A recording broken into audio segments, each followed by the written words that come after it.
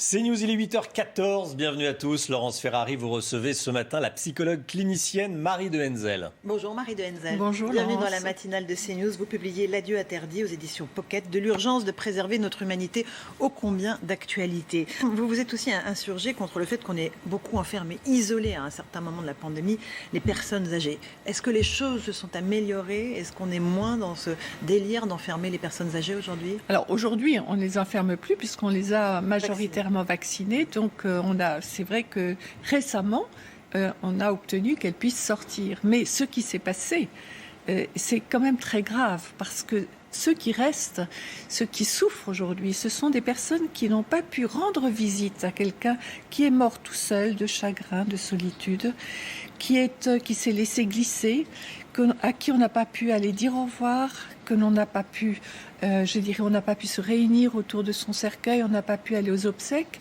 Beaucoup de gens aujourd'hui souffrent intensément de ces deuils impossibles à faire. Et ça, ils en ont pour longtemps. Vous dites qu'on leur a volé la mort de leurs proches, hein, c'est ça? On a volé la mort, d'abord on a volé leur mort aux mourants, puisqu'ils n'ont pas pu dire au revoir, et c'est un acte extrêmement important dans les derniers moments. Puis on a volé aussi à leurs proches la possibilité justement de faire une expérience humaine très importante, qui est celle d'accompagner quelqu'un qu'on aime dans ces derniers moments.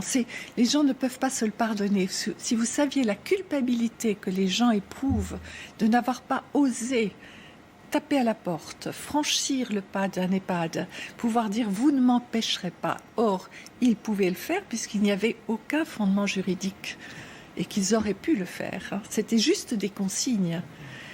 Et il y a eu des directeurs d'EHPAD, vous savez, qui ont laissé les gens venir. Et c'est là où, dans mon livre, je fais la différence entre les gens qui ont eu peur et qui ont été inhumains, et puis ceux qui ont décidé d'être humains et de mettre un peu la peur sous cloche, justement, et de pouvoir justement réagir au cas par cas et de trouver des solutions. Il y en a eu, vraiment. La peur est quelque chose qui est totalement nocif, évidemment. Alors, vous savez, ce matin, j'entendais sur France Info qu'on parlait justement des enfants et des anticorps des enfants. Mais les enfants n'ont pas peur, les enfants jouent. Ils jouent, ils se touchent, ils sont dans la vie, ils n'ont pas peur. Et il y a des adultes aussi qui ont des anticorps. On n'a fait aucune étude là-dessus. Mais est-ce que, c'est une question que je pose évidemment, ça ne serait pas justement ceux qui n'ont pas peur? La peur nous fragilise. La peur joue sur notre immunité. Nous le savons.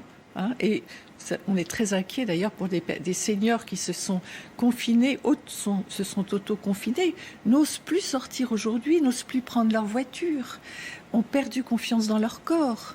Toutes ces personnes, elles sont en voie de perte d'autonomie. Et ça, parce qu'elles ont eu peur. C'est des dégâts à long terme, évidemment. Ce sont des dégâts, c'est une bombe à retardement.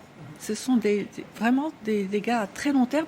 Et je pense qu'en maniant la peur, comme le font, je dirais, aussi bien nos politiques, mais aussi les médias, parce qu'il faut dire que quand on regarde en boucle les médias, on finit par être gagné par la peur, effectivement. Je crois qu'on touche à l'immunité des personnes. Et les seniors, c'est plus jeune que les personnes âgées, dans votre tête, c'est ça? C'est les seniors, c'est les plus de 65 ans. Vous voyez, alors il y a ceux qui, entre 65 et 80, ils sont souvent robustes, ils ont tout fait pour je dirais, vieillir le mieux possible. Et ensuite, on se fragilise plus après 80 ans. Bien sûr, mais c'est pour ça que je m'étais érigée contre la barrière de l'âge que je trouvais discriminatoire, parce que vous avez des personnes très âgées qui ont un vieillissement robuste, et puis vous avez des personnes qui à 60 ans sont déjà fragiles parce qu'elles ont des comorbidités. Donc on ne peut pas mettre l'âge comme barrière. Ça ne peut pas être un seuil. Vous soutenez bien sûr l'association Tenir ta main, qui a été créée par les proches de victimes du Covid, que j'ai reçu, notamment Stéphanie Bataille et Laurent Frémont. C'est important qu'il y ait un décret opposable aux visites de proches dans les hôpitaux. Oui, moi je les soutiens. Je pense qu'il faut absolument qu'il y ait une loi qui empêche ce qui s'est passé et qui continue d'ailleurs. Aujourd'hui encore, on empêche les visites. On ne peut pas dire... Vous vous rendez compte de ce que ça représente de dire à quelqu'un vous pourrez voir votre père ou votre mère au moment de sa mort. Mais c'est d'une cruauté incroyable. les gens, quand les gens sont malades, on a besoin de les voir, mais des jours, des semaines avant, de les accompagner, justement. Vous savez, finalement, on dit qu'on est en marche, mais moi, je crois qu'on est en marche arrière, actuellement. C'est une vraie régression, ce que nous avons vécu. Et je ne sais pas si on s'en rend compte. Nous avons régressé. La pandémie a été le prétexte d'un grand nombre de reculs concernant non seulement nos libertés individuelles, mais aussi sur le plan civilisationnel. Oui, alors, sauf si nous sommes dans une dynamique, je dirais, où les Chinois donc, parlent de la crise comme une transformation possible. Je crois qu'on ne reviendra pas au monde d'avant, hein, mais le monde d'après doit être il faut réfléchir à ce que nous allons mettre en place. Et par exemple, le contact, mais c'est quelque chose d'essentiel. On ne peut pas vivre sans contact. Notre immunité est liée aussi à la faculté d'être en contact, de toucher les autres. Il faut absolument que nous puissions retrouver ce sens. Moi, je m'inquiète pour les jeunes à qui, finalement, on essaye de dire que voilà, on ne fait plus toucher, se prendre dans les bras. Il faut vraiment réfléchir à ce que l'on va mettre en place après, en gardant l'essentiel, justement. Il y a des choses qu'il faudra certainement renoncer à certaines choses, mais l'essentiel, il y a une réflexion sur l'essentiel, et c'est peut-être ça la leçon de la crise. Hein. Vous savez, la mort, au fond. Nous savons que nous sommes mortels, et quand nous sommes en face, nous nous disons qu'est-ce qui est vraiment important pour moi ? Qu'est-ce qui compte pour moi ? Je crois que tout le monde devrait se poser cette question-là.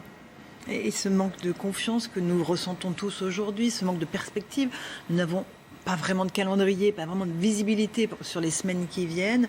C'est ça qui provoque cette troisième vague psychiatrique, comme vous le dites. Oui, c'est le manque de confiance, parce on sait, manque de confiance, manque de repères. C'est finalement difficulté à peut-être à être accompagné dans cette mutation aussi. J'ai entendu ce matin que des consultations de psychologie allaient être prises en charge. Oui, c'est bien, hein, mais parce qu'effectivement, je pense que les gens ont besoin d'être aidés à, je dirais, peut-être trouver en eux aussi des ressources qui leur permettent de traverser cette crise. Parce que des épreuves, nous en avons tous. Et c'est une épreuve, mais il ne faut pas croire qu'elle va se terminer comme ça. Hein. Il y en aura d'autres après, parce que nous savons bien, ce virus, il va peut-être disparaître, d'autres vont arriver. La vie est semée d'épreuves. Il faut pouvoir les traverser. Et pour les traverser, encore une fois, il faut s'appuyer sur ce qui est essentiel. J'insiste beaucoup là-dessus, parce que c'est ce qui nous... Et l'essentiel, c'est le goût de vivre, le goût du contact. Merci beaucoup Marie de Henzel d'être venue nous éclairer ce matin. L'adieu interdit, votre livre qui sort en pocket, de l'urgence de préserver notre humanité. Merci beaucoup d'être venue ce matin dans la matinale de CNews. À vous Romain Desarmes pour la suite.